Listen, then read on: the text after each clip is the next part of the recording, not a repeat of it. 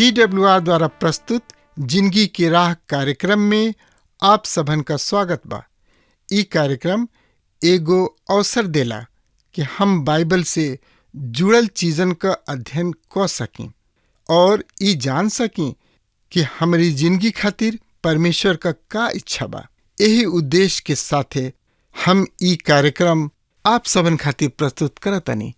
कृपा करके देखी सुनी ताकि परमेश्वर आपकी जिंदगी का मार्गदर्शक ठहरे।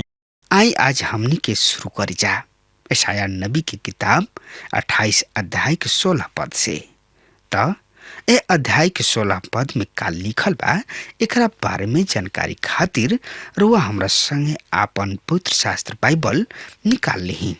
यशायाह नबी की किताब 28 अध्याय एकर 16 पद एह तरी से बता रहल बा। ऐसे प्रभु यहोवा परमेश्वर एह तरी कहताणे, देखो हम सियोन में एगो पत्थर, एगो परखल पत्थर, हाँ नेव खातिर एगो कीमती कोना के पत्थर दृढ़ता से राखे पर बानी। जे केहू ओकरा पर विश्वास करी ऊ डगमगाई ना। मित्र, आज संसारिक लोगन के जिंदगी में बढ़त झूठ औरी बनावट के देख के रुआ का सोच रहल बानी। पवित्र शास्त्र के अनुसार इ त खत्म होखे पर रहल। महाक्लेश काल तक उत्तरोत्तर बढ़त जाई। इ उहे रात ह जौन की ऊपर वाला भाग से शुरू भइल बा। एकर अंत महाक्लेश काल के खत्म होखला पर ही होई। परमेश्वर एकर उचित जवाब दी है। इ एगो नेव ह, इ एगो परखल जांचल पत्थर ह, एगो बिस्कीमती कोना के पत्थर, पक्का नेव। उ जे उनका पर विश्वास करलन ओकरा ऐसन कोनो बात के खातिर जल्दी करे के जरूरी ना होई। उ निश्चिंत होके प्रभु में आराम करी हैं, काहे कि पवित्र शास्त्र के लेख हम सियोन में चुनल गइल शिल्प आधारित करतानी। जे एह पर विश्वास करी उ अपना विश्वास के कारण कबहू लजाई ना।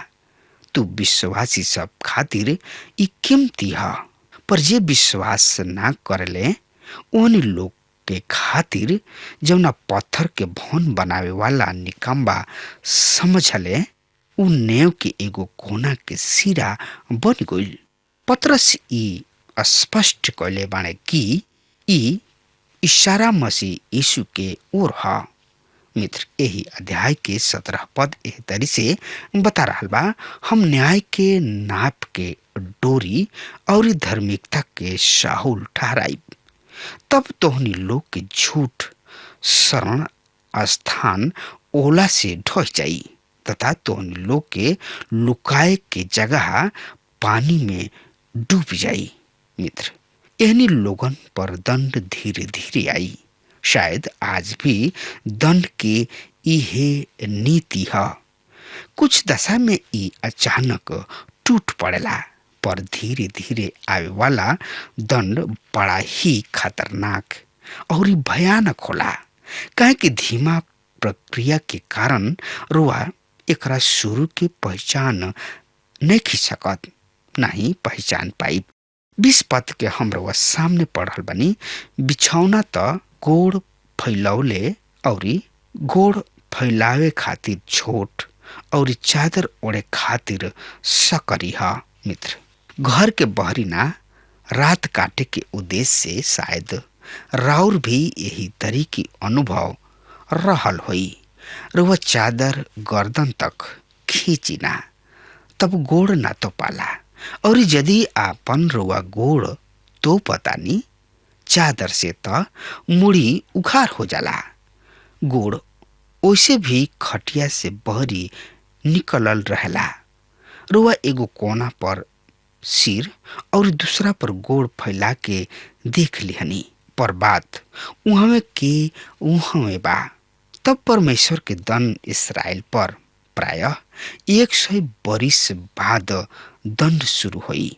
एकरा पश्चात हमनी के देखे के कौना तरी परमेश्वर के लोगन पर परमेश्वर के आखिरी दंड शुरू होला।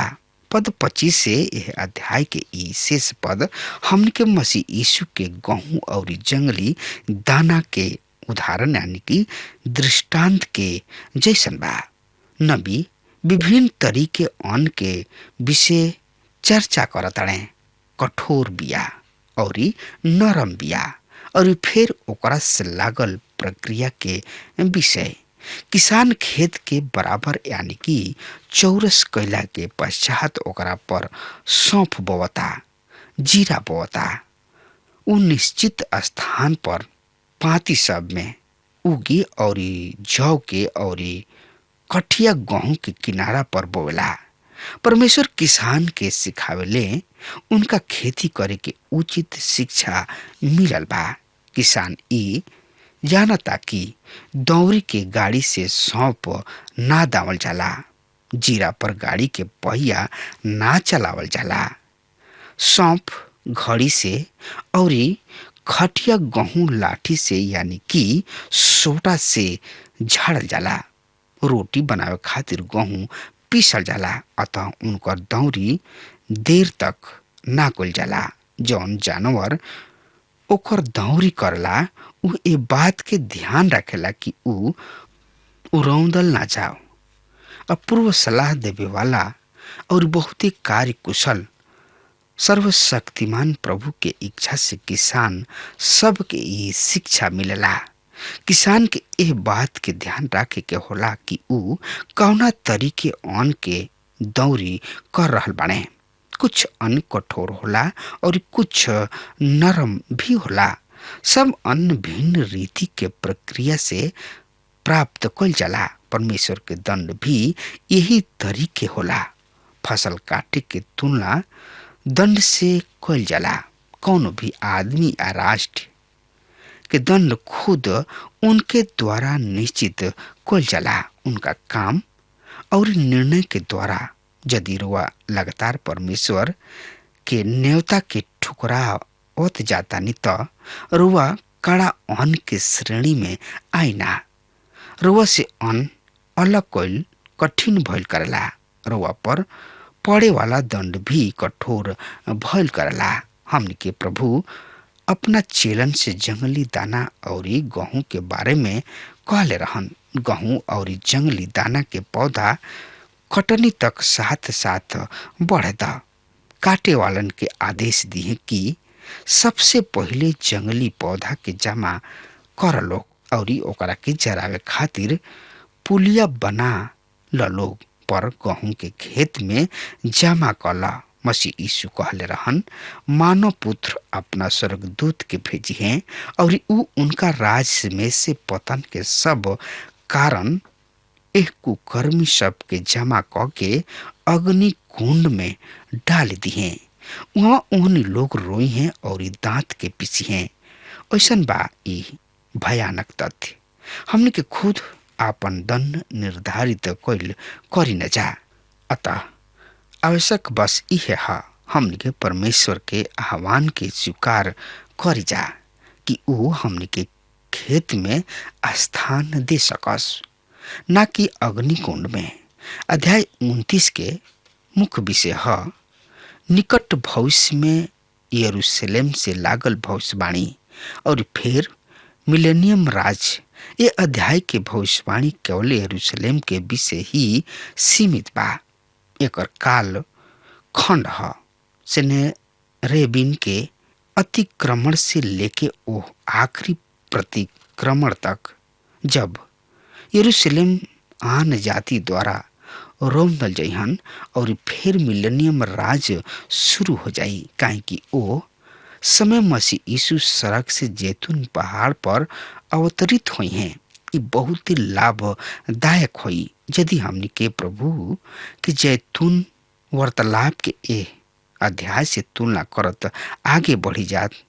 आई अब देखल जाओ यरूशलेम के इतिहास और ओकरा से लागल भविष्यवाणी। मित्रता एकरा बारे में जानकारी खातिर वह हमरा संगे आपन पवित्र शास्त्र बाइबल निकाल हनी हाँ तो ओमे देखी यशायाह नबी की किताब 29 अध्याय के एक पद एह तरी से बता रहल बा, सावधान यरूशलेम नगर, तू उहे नगरी हवा जहाँ दाऊद पड़ाव डलले रहन। बरिस पर बरिस जोड़ल जाओ और नियत समय पर पर्व मनावल जाओ। जब खुशी के चक्र बीत जाई तब हम तोहरा के संकट में डालब। मूल भाषा में यरूशलेम खातिर एरियल शब्द आइल बा। एरियल के अर्थ होला सिंह जैसन, एगो सिंह जैसन आदमी एरियल ह। ये शब्द के संभवतः एगो औरी अर्थ हो सकता परमेश्वर के बेदी। ई दोनों ही यरूशलेम के खातिर उपयुक्त नाम ह। उ नगर ह जहाँ दाऊद निवास करत रहन। यहूदा के वंश के चिन्ह भी सिंह भइल करला, अतः मसीह यीशु के यहूदा के सिंह नाम भी दिहल जाला। यरूशलेम में परमेश्वर के मंदिर भी रहे। यरूशलेम के संबंध में ई बहुते महत्वपूर्ण एवं उल्लेखनीय भविष्यवाणी है। एकरा से लागल भविष्यवाणी यशाया के जिंदगी काल में ही पूरा होके शुरू हो चुकल रहे। ई क्रम आज भी चल रहल बिया। रोआ यरूशलेम जाके देख सकतानी कि ई भविष्यवाणी पूरा होत जा रहल बिया। नगर में शोक मनावल जा रहल बा, सर्वस्त्र रोवल पीटल होई।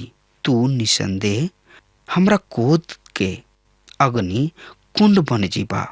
पद 3 से 5 यरूशलेम के दंड के फोटो हा। ई भविष्यवाणी नबूकदनेस्सर के आक्रमण के अनेक वर्ष पूर्व कइल गइल रहे और ई बहुत ही महत्वपूर्ण है कि नबूकदनेस्सर के आक्रमण से परमेश्वर के कैलेंडर के एगो महत्वपूर्ण शुरू होता।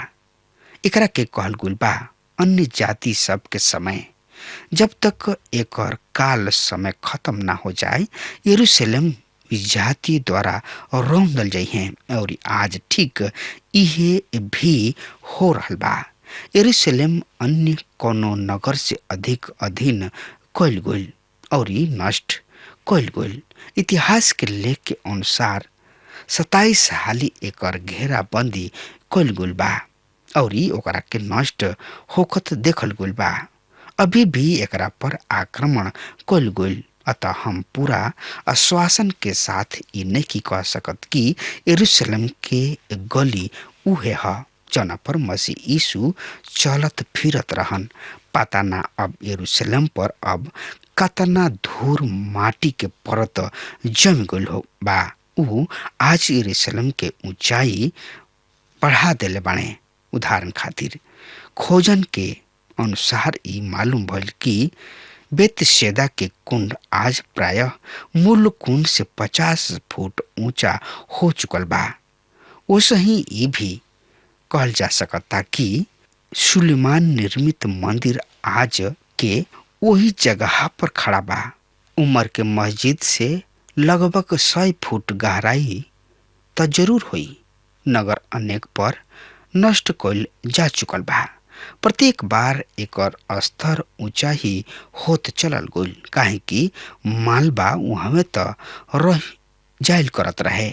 हाँ, चट्टान सब के उठा के ले आवे के ना पड़त रहे। वहाँ चट्टान सब के कोनो कमी ना रहे। यरूशलेम बहुते चट्टानी जमीन है। ये कारण बा कि एकरा पर अधिकार कइल कोनो भी दुश्मन खातिर सरल काम ना भइल करला। यही अध्याय के 6 से 8 पद एह तरी से बता रहल बा।